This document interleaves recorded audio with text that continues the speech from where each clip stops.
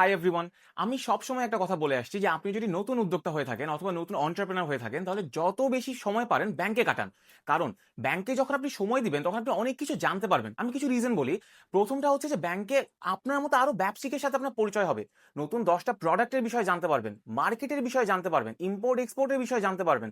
শুধু তাই না, বাংলাদেশের ফাইন্যান্সিয়াল সেক্টরেও নতুন কি হচ্ছে, খারাপ কি হচ্ছে, ভালো কি হচ্ছে, এরকম অনেকগুলো আইডিয়া আসে। যেমন আজকে সকালে আমার কাছে একটু ফ্রি টাইম ছিল, তো আমি চিন্তা করলাম যে ফ্রি টাইমটা কোথায় সময় দেওয়া যায়। আমি চলে গেলাম ব্যাংকে। ব্যাংকে গিয়ে ম্যানেজারের সাথে গল্প করা শুরু করলাম।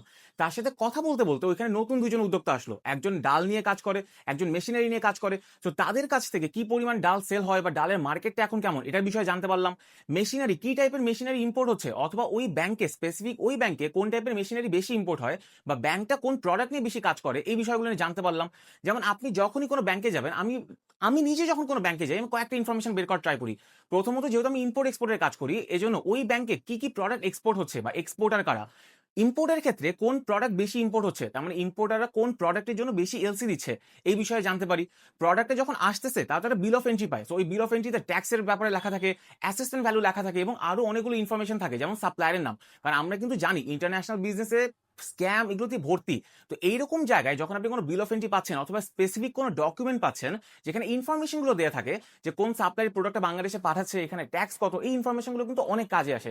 এই জন্য যখনই এক্সট্রা একটা টাইম পাচ্ছেন ওটা ব্যাংকে দেওয়ার চেষ্টা করবেন। তাহলে কালকে আরেকটা আইডিয়া শেয়ার করবো, এই জন্য এই রিল সেভ করে ফলো করতে কিন্তু ভুলবেন না।